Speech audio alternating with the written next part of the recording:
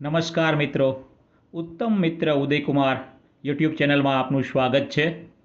મિત્રો, થોડા દિવસ પહેલાં અમારા જૂના મિત્રો ભેગા થયા હતા અને એક પ્રશ્ન કે ગૌત્ર એટલે શું, તો મારા પર એક ભારપૂર્વક કહેવામાં આવ્યું કે ગોત્ર એટલે શું તેના વિશે થોડી માહિતી એકત્ર કરો.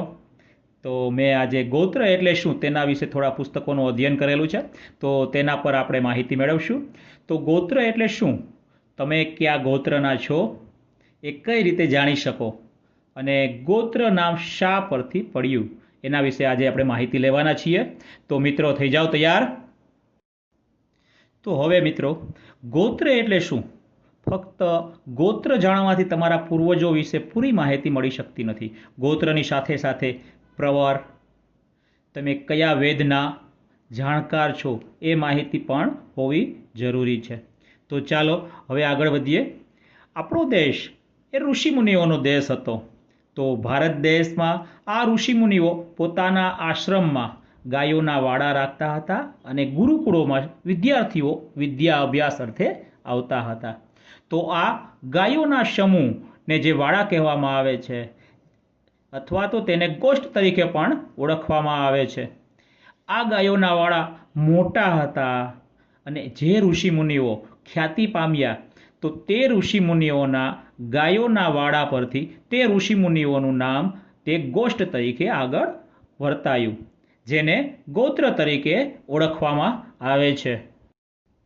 મિત્રો, વિષ્ણુ પુરાણનો અભ્યાસ કરીએ તો, એટલે કે વિષ્ણુ પુરાણ મુજબ ગુરુઓનું સ્થાન ઈશ્વર સમાન હતું, એટલે કે ગુરુઓને ઈશ્વર સમાન ગણવામાં આવતા હતા. આજે આપણે ઋષિઓને ગુરુ તરીકે માનવામાં આવે છે.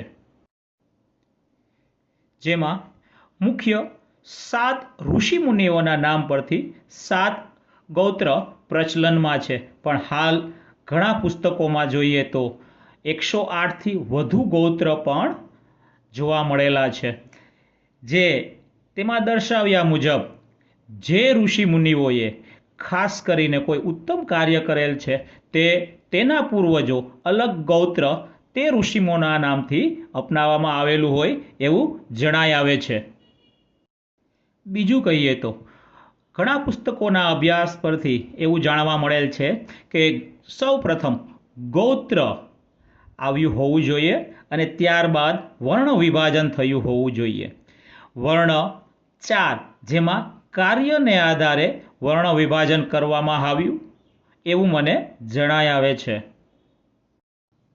પ્રાચીન ભારતીય સંસ્કૃતિ મુજબ જોઈએ તો એક જ ગોત્રમાં વિવાહ વર્જિત હતા, એટલે કે એક જ ગોત્રમાં વિવાહ કુમાર અને કન્યાના થઈ શકતા ન હતા. એટલે કે એક જ ગોત્રમાં ઉત્પન્ન થયેલા સંતાનો ભાઈ બહેન અથવા તો ભાઈ અને ભાઈ કહેવાતા હતા. જ્યારે આજના વિજ્ઞાનમાં પણ એ ગોત્ર વિશે ઘણું સંશોધન થયેલ છે અને એ વિજ્ઞાન પણ આજે માને છે અને જે સિદ્ધ થઈ ચૂક્યું છે, પણ કાનૂનમાં આ રીતે કોઈ ઉલ્લેખ નથી. મત્સ્ય પુરાણમાં જણાવ્યા મુજબ બ્રહ્માજીએ ધર્મની સ્થાપના કરવા અને સંસ્કૃતિનું જ્ઞાન જાળવી રાખવા માટે પોતે જ 10 સંતાનોની ઉત્પત્તિ કરી, જેને ભગવાન શિવે ગુરુ બની વેદોનું શિક્ષણ આપ્યું હતું. જેમાંના 7 ઋષિઓને સપ્તઋષિ એટલે કે સપ્તઋષિઓના ગોત્ર તરીકે ઓળખવામાં આવે છે. બીજા કેટલાક પુસ્તકો મુજબ જોઈએ તો યજુર્વેદ, જેમાં કૃષ્ણ યજુર્વેદ મુજબ સંધ્યવંદનામાં સપ્તઋષિઓના નામ કંઈક આ રીતે છે: અંગિરાસ, અત્રિ, ભૃગુ, ગૌતમ, કશ્યપ, કૃત્સા અને વશિષ્ઠ છે. બીજા પુસ્તકોમાં જોઈએ તો સપ્તઋષિઓના નામ કંઈક આ રીતે છે, એટલે કે બૃહદ સંહિતા મુજબ અંગિરાસ, અત્રિ, ક્રતુ, મરીચી, પુલત્સ્ય અને વશિષ્ઠ દર્શાવવામાં આવેલ છે. ત્યારબાદ બૃહદારણ્યક ઉપનિષદ મુજબ સપ્તઋષિઓના નામ કંઈક આ રીતે છે: અત્રિ, ભારદ્વાજ, ગૌતમ, જમગ્નિ, કશ્યપ, વશિષ્ઠ અને વિશ્વામિત્ર છે. પ્રાચીન ભારતના ખગોળશાસ્ત્ર મુજબ જોઈએ તો આકાશમાં બનતા સપ્ત તારાઓના પેટર્નને જેમાં સપ્ત ઋષિઓ તરીકે ગણવામાં આવેલ છે તે નામ ભારતીય ખગોળશાસ્ત્ર મુજબ ક્રતુ, પુલહ, પુલત્સ્ય, અત્રિ, અંગિરા, વશિષ્ઠ અને મરીચી છે. એ સમયમાં ભારતીય ખગોળશાસ્ત્ર દર્શાવેલા નામ સમયે પશ્ચિમી દેશોમાં આ તારાઓના નામ દુબે, મેરાક, ફેકડા, મેંગરેઝ, એલિયોથ, મિઝાર અને આલ્કાઇડ તરીકે ઉલ્લેખ થયેલો છે. ટૂંકમાં કહીએ તો આ 7 ઋષિઓને ઘણા પુસ્તકોમાં અલગ અલગ નામે દર્શાવવામાં આવેલા છે, જેમાંના મેં ગણતરી કરેલ છે. મારા અભ્યાસ મુજબ 7 ઋષિઓના નામ દર્શાવું છું. જોઈએ. કશ્યપ ઋષિ. અત્રિ ઋષિના કેટલાક પુસ્તકોમાં અત્રેય ઋષિ તરીકે પણ ઉલ્લેખ થયેલો છે. ત્યારબાદ ભારદ્વાજ ઋષિ. ભારદ્વાજ ઋષિને ભરદ્વાજ તરીકે અને ભૃગુ ઋષિ તરીકે પણ ઉલ્લેખ થયેલો છે. ઘણા પુસ્તકોમાં ભારદ્વાજ ઋષિઓ અલગ અલગ હોય એવું પણ જાણવા મળેલ છે. ત્યારબાદ વિશ્વામિત્ર ઋષિ, જેને કૌશિક ઋષિ તરીકે પણ ઓળખવામાં આવે છે. ત્યારબાદ ગૌતમ ઋષિ, જમગ્નિ ઋષિ અને વશિષ્ઠ ઋષિ, જે મુખ્ય 7 ઋષિઓ જેના નામ આધારે 7 ગોત્ર પ્રચલનમાં છે.